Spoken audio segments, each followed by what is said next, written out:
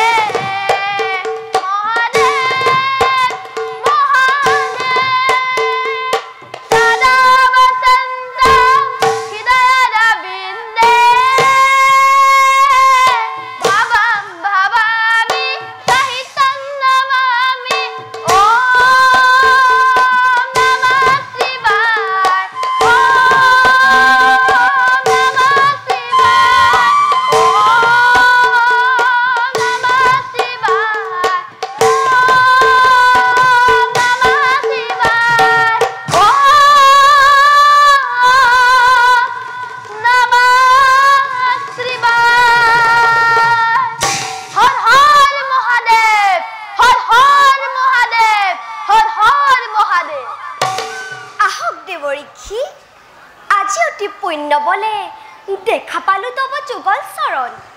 ককচোন দেৱৰীক্ষী জগতৰ কুশল বাতৰি নাই যেনে বিশেষ বাতৰি কৰ্তব্য পালনৰ হেতু ভ্ৰমিক ত্ৰিভুৱন আহি পালো কল্যাণ শিখৰ দেৱৰীক্ষী ত্ৰিভুৱন ভ্ৰমণ বাসনা অকস্মাতে জাগে কি কাৰণ দেৱী দেৱৰীক্ষী কৰ্তব্য সাধনৰ হেতু মাজে মাজে দেৱনাৰায়ণে ভিন্ন ৰূপ ধৰি হয় অৱতাৰ ময়ো আজি তেনে ভাবে পৰৰ কাৰ্যত নিমন্ত্ৰণৰ ভাৰ লৈ পৰৰ যজ্ঞৰ প্ৰৱেশিলো আজি কল্যাণ শিখৰে দেৱৰীক্ষী কোনে এনে মহান যজ্ঞ কৰি আয়োজন ত্ৰিভুৱন কৰে নিমন্ত্ৰণ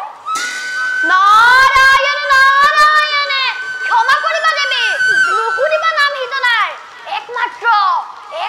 কল্যাণৰ বাদে সকলোৰে নিমন্ত্ৰণ সেই যজ্ঞলৈ কি ক'লে দেৱৰীক্ষী একমাত্ৰ কল্যাণ বাকী কওকচোন দেৱৰীক্ষী নকৰি সংকোচ কোন সেই মহাকীৰ্তিমান কেবাকেতো কল্যাণ বঞ্চিত দেৱী দেৱৰীক্ষী নাম শুনি নাপাবা সন্তোষ সেইবাবে কোৱা নাই অতপৰে মই তথাপিতো সুধিছা যেতিয়া অৱশ্যে ক'বই লাগিব শুনা যজ্ঞকৰ্তা কওক দেৱৰীক্ষী যজ্ঞকৰ্তা তব পিতৃ দক্ষ প্ৰজাপতি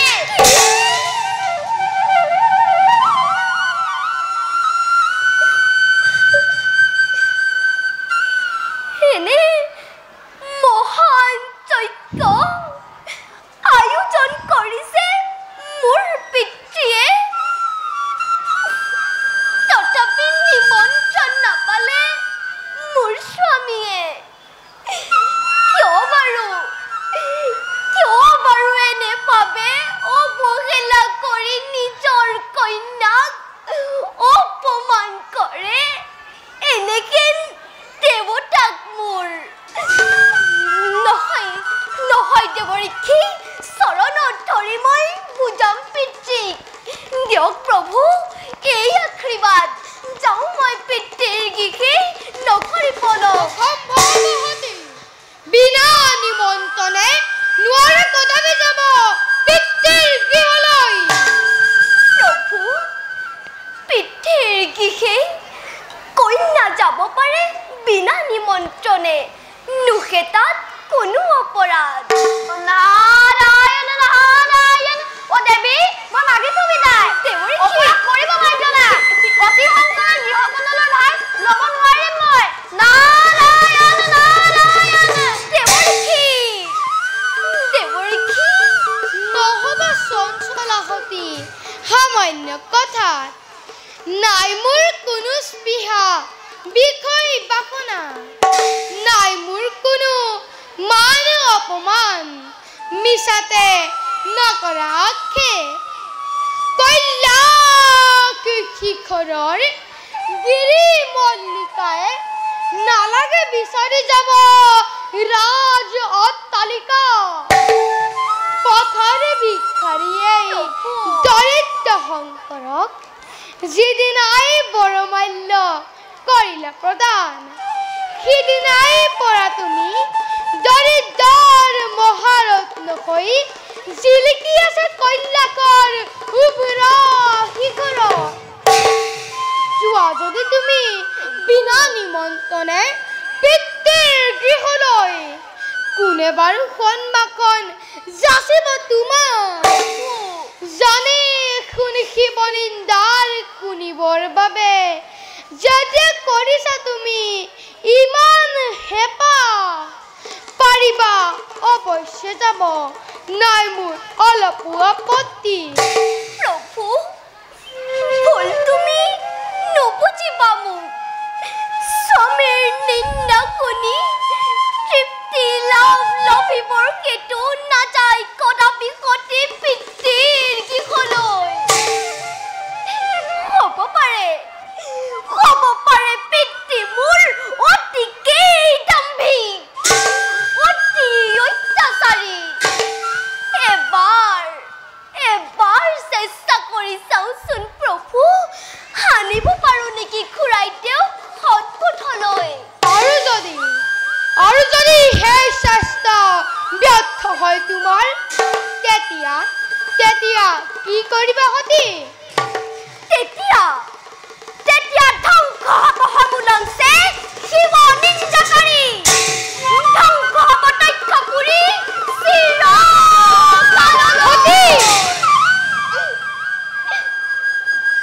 চিৰকাললৈ যদি মই স্বামীৰ নিন্দা কৰো পিতৃৰ মুখত সতীয়ে দিব তাত দিব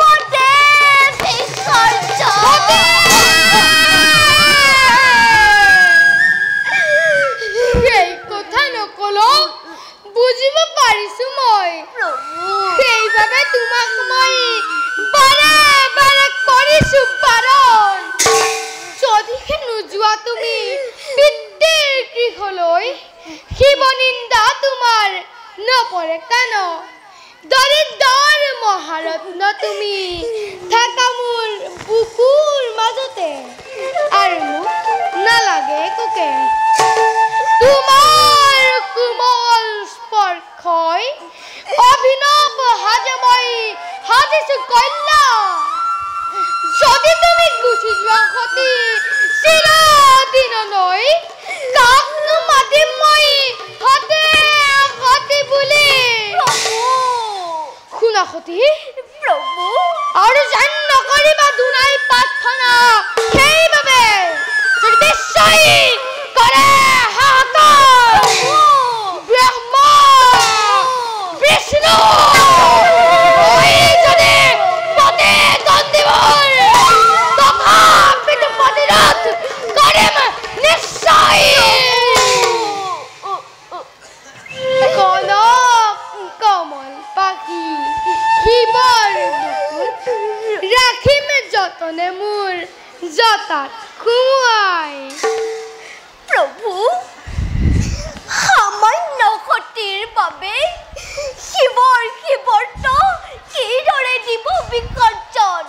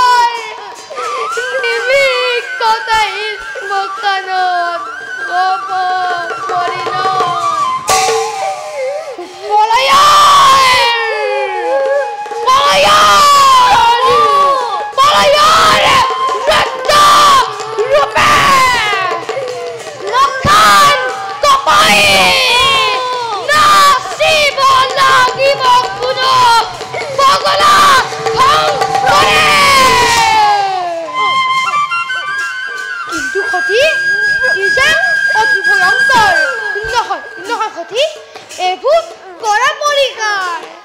শিৱৰ শংকৰৰ মূৰ্তি কৰি পৰীক্ষাৰ সতিকেই বুকুত সাৱদি পাতিছোঁ এক গুণৰ সংসাৰ সেইবাবে সতি মোৰ কল্যাণী শিৱানী এনেভাবে নিজানো হৈ শিৱৰ সন্মানৰ হেতু নগণ্য যজ্ঞত কিবা হেতু নিষ্পান দিবা বিসৰ্জন শুনা সতী প্ৰভু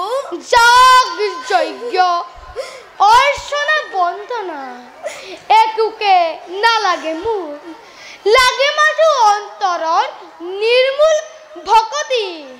শুনা সতী প্ৰভু এটি বাণী তোমাৰ প্ৰতি পাপ তাপ মান অপমান সকলো দূৰ কৰা আছে একেটি উপায় ক্ষুদ্ৰ চিতে ভজ যদি দেৱনাৰায়ণক ভজ যদি অন্তৰৰ অভয় পদ পাপ তাপ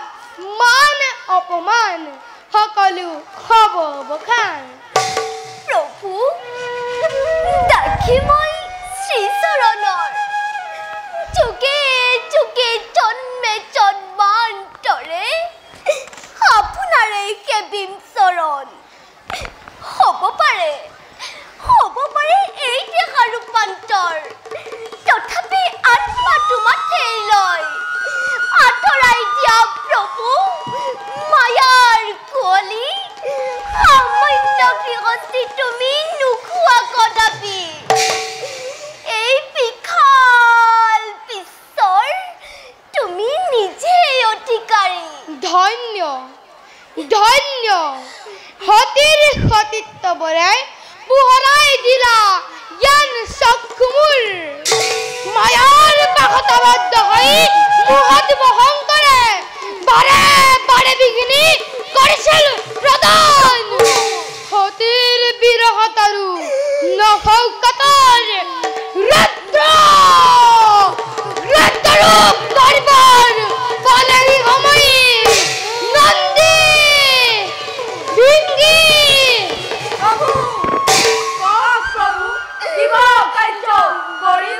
শুনা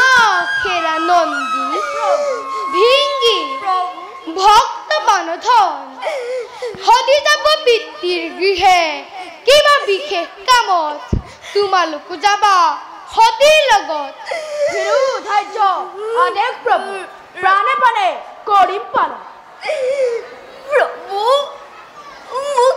ক্ষমা কৰিবা যাবৰ সময়ত বাটৰ সম্বল চৰণৰ দোলা প্ৰভু দিয়া দুটিমান তাকে পালে আৰু মোক নালাগে একোকে জন্মে জন্মান্তৰে সেয়ে হ'ব মোৰ শিৰৰ মুখত জন্মে জন্মান্তৰে সেয়ে হ'ব মোৰ শিৰৰ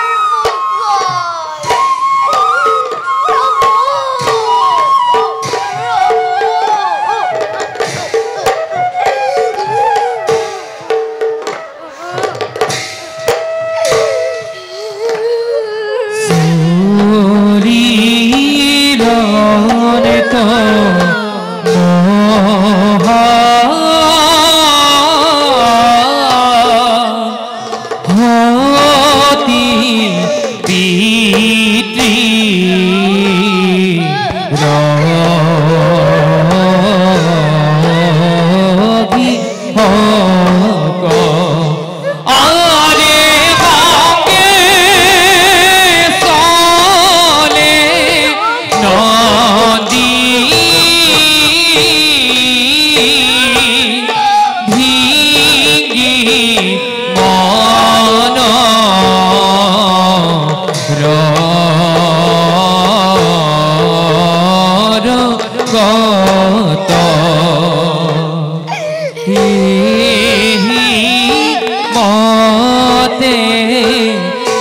সহায়